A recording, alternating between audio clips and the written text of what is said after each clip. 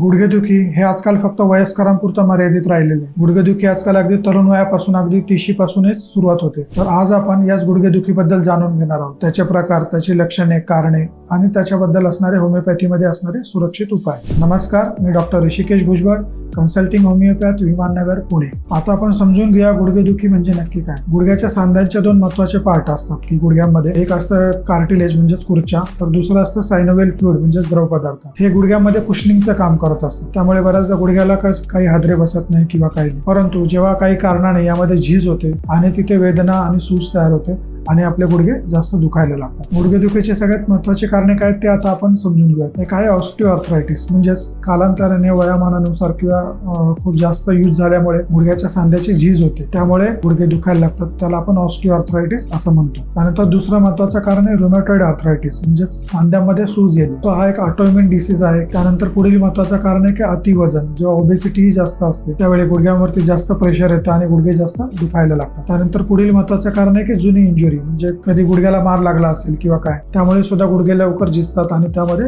गुडघेदुखी सुरू होते. यासोबतच काही व्हिटॅमिन डी किंवा कॅल्शियम यांची कमतरता असेल त्यामुळे सुद्धा गुडघेदुखी लवकर सुरू होते. त्यासोबतच जर काही चुकीच्या पोझिशन्स वापरल्या गेल्या बसण्यासाठी, उठण्यासाठी, त्यामुळे सुद्धा गुडघेदुखी लवकर सुरू होते. आता आपण गुडघेदुखीची लक्षणे समजून घेऊयात. यातील सगळ्यात महत्त्वाचं लक्षण आहे की चालताना वगैरे गुडघे दुखणे, ही याची सगळ्यात महत्त्वाची लक्षणे आहेत. त्यासोबतच गुडघ्यांना सूज येणे हे एक गुडघेदुखीचं महत्त्वाचं लक्षण आहे. गुडघ्यांची हालचाल कमी होणे म्हणजे स्टिफनेस जाणवणं, गुडघे दुमडताना येणं, मांडी घालून बसताना येणं, खाली बसल्यावर लवकर उठताना येणं, स्टिफनेस येणं गुडघ्याच्या सांध्यामध्ये, हेही महत्त्वाचं लक्षण आहे. त्यासोबतच गुडघ्यामधून कटकट कटकट असा आवाज येणं, ज्याला आपण क्रॅकलिंग म्हणतो, तर गुडघ्यामधून असा क्रॅकलिंग नॉइज येणं, हे सुद्धा गुडघेदुखीचं महत्त्वाचं लक्षण आहे. आता आपण होमिओपॅथीमध्ये याबद्दल कोणती औषधं उपलब्ध आहेत गुडघेदुखीसाठी त्याबद्दल जाणून घेऊया. यातील सगळ्यात महत्त्वाचं औषध आहे ब्रायोनिया. जेव्हा चालताना गुडघेदुखी वाढते परंतु आराम केल्यावर बरं वाटतं, त्यावेळी ब्रायोनिया औषध उपयोगी पडतं. जेव्हा सांध्यातील झीज जास्त असते, कोरडेपणा जास्त असतो, त्यावेळी ब्रायोनिया औषध वापरलं जातं. त्यानंतर पुढील महत्त्वाचे औषध आहे रस्टॉक. जेव्हा चालताना जेव्हा इनिशियल मोशनला पेन होतं परंतु जेव्हा कंटिन्यू हालचाल राहते त्यावेळी पेन कमी होतं, त्यावेळी रस्टॉक्स हे औषध वापरलं जातं. त्यानंतर पावसाळ्यामध्ये त्रास जास्त होतो त्यावेळी रस्टॉक्स हे औषध वापरलं जातं. त्यानंतर पुढील महत्त्वाचं औषध आहे कल्केरिया फ्लू. जेव्हा व्हिटॅमिन डी, कॅल्शियम यांच्या डेफिशियन्सीमुळे गुडघेदुखी सुरू होते, त्यासोबतच सांध्यांची झीज झाल्यामुळे जेव्हा ऑस्टिओआर्थरायटिस होतो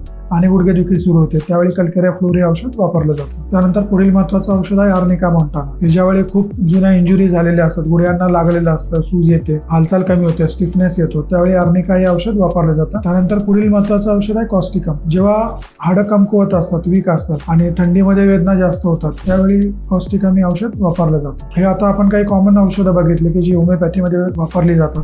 यासोबतच स्टेलेरिया मीडिया, जकारांडा, आर्टिका युरेन्स, लेडम्पाल, स्टिक्टा अशी खूप महत्त्वाची आणि खूप विविध औषधं आहेत जी वेगवेगळ्या कारणांसाठी वापरली जातात. आता आपण होमिओपॅथीमध्ये कोणती महत्त्वाची औषधं आहे हे बघितलं. या औषधांसोबतच जर आपण काही घरगुती उपाय केले, काही गोष्टी जर फॉलो केल्या तर त्यामुळे आपल्याला गुडघेदुखीच्या त्रासापासून लवकर सुटका होऊ शकते आणि त्याचा खूप चांगला उपयोग होऊ शकतो. जसं की दररोज आपण हलका व्यायाम करणे, पायाचे व्यायाम करणे, योगा, स्ट्रेचिंग करणे याचाही आपल्याला उपयोग होतो. त्यासोबतच आपल्या आहारामध्ये जर हळद, दूध, तूप, तीळ याचा वापर जास्त केला तर त्यामध्ये सायनोव्हेल फ्लुइड वाढण्यासाठी आणि गुडघेदुखी कमी होण्यासाठी, त्याचं इन्फ्लमेशन कमी होण्यासाठी उपयोग होतो. त्यासोबतच सगळ्यात महत्त्वाची गोष्ट आहे तुमचं वजन नियंत्रणात ठेवा. जर वजन जास्त असेल त्यावरती साहजिकच वजनाचा भार गुडघ्यावर पडतो आणि गुडघेदुखी जास्त होतो. त्यामुळे वजन कंट्रोलमध्ये ठेवणं हे गुडघेदुखी कमी करण्यासाठी खूप महत्त्वाचं आहे. त्यासोबतच जर गरम पाण्याने शेकलं वरचेवर, जेव्हा थंडी असेल, जेव्हा जास्त दुखत असेल त्यावेळी थोडंसं गरम पाण्याने शेकलं तर त्याचाही थोडा तात्पुरता पेन कमी करण्यासाठी आपल्याला उपयोग होतो. त्यासोबतच रोज सकाळी सूर्यप्रकाशात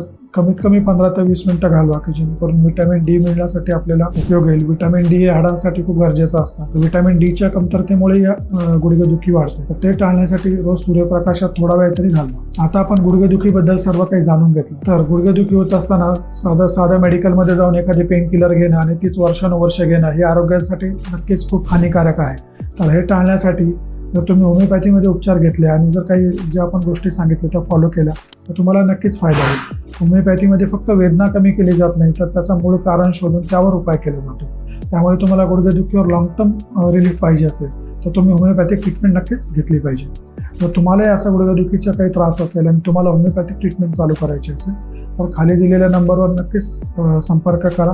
आपल्या व्हॉट्सअपवरूनही तुम्ही कॉन्टॅक्ट करू शकता आणि अपॉइंटमेंट बुक करून ट्रीटमेंट चालू करू शकता.